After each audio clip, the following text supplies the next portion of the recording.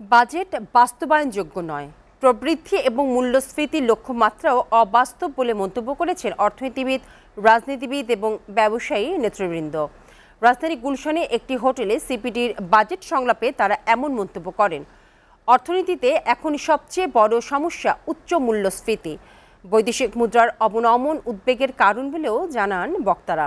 সেই সাথে কালো টাকা সাদা করার সুযোগ দেওয়াটা ইতিবাচক নয় বলেও মন্তব্য করেন তারা। আরও জানাচ্ছেন তাইফুর রহমান তুহিন। 2024-25 অর্থ বছরের প্রস্তাবিত জাতীয় বাজেট নিয়ে রাজধানীর গুলশানের একটি হোটেলে সংলাপের আয়োজন করে Centre for Policy Dialogue CPD. অর্থনীতিতে এখন সবচেয়ে বড় সমস্যার নাম উচ্চ মূল্যস্ফীতি। বাজেট বাস্তবায়নযোগ্য নয় বলে জানান সিপিডির নির্বাহী পরিচালক। বাজেটের যে পদক্ষেপগুলো, এই পদক্ষেপগুলো বর্তমান পরিপ্রেক্ষিতে অপর্যাপ্ত এবং যেই ধরনের লক্ষ্যমাত্রাগুলি দেওয়া হয়েছে সেগুলো কিন্তু বাস্তবায়নযোগ্য না। সংলাপে অংশ নিয়ে বাজেটের নানা অসঙ্গতি তুলে ধরেন অর্থনীতিবিদ, রাজনৈতিক ও ব্যবসায়ী নেতারা। সামাজিক খাতগুলো আছে, অর্থাৎ শিক্ষা, স্বাস্থ্য, কৃষি সহ প্রযুক্তি সহ বিভিন্ন কথাগুলো কিন্তু উঠেছে। কাগজে কলমে বাজেট নিয়ে আলোচনা করতে পারি, ভালো ভালো কথা বলতে পারি, অর্থনীতির তত্ত্ব নিয়ে আলোচনা করতে পারি, কিন্তু বাস্তবে গ্রাউন্ডে মাটিতে আসলে কতটুকু তার সুফল পাওয়া যাবে সেই প্রশ্নটা থেকেই যায়। গভর্নমেন্ট যখন তার বাজেট এভাবে করবে এবং সেখানে তার প্ল্যানই থাকবে যে 1,37,000 কোটি টাকা সে দেশীয় ব্যাংকগুলো থেকে নিবে, তখন তো আমাদের প্রাইভেট সেক্টর তার জীবনেও তারা কোনো সময় সেই সহযোগিতাটা পাবে না। বাজেটে কালো টাকা সাদা করার সুযোগ দেয়াটা ইতিবাচক নয় মন্তব্য করে বক্তারা বলেন, এর ফলে দুর্নীতিবাজরা উৎসাহিত হবে। কর্মসংস্থানের উপর ফোকাসটা কোথায় আসলে বাজেটে?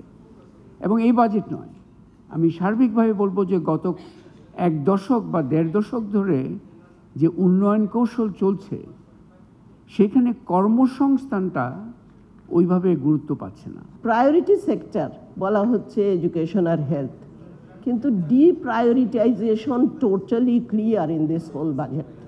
অগ্রাধিকার কি দিয়েছি আসলে?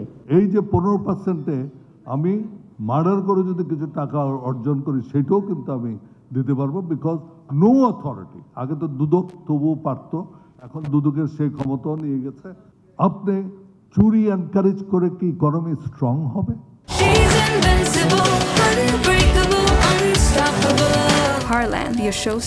সরকারের কিছু প্রকল্প ও ব্যয়ের সমালোচনা করেন সাবেক পরিকল্পনা মন্ত্রী এম এ মান্নান। রাজনৈতিকভাবে বৃহত্তর অর্থে আমি তার সঙ্গে আছি, বাট এখানে ওখানে ফাঁক ফুকরে কোনো জায়গায় আমার ভিন্ন মত অবশ্যই আছে। আমি হিউম্যান বিং।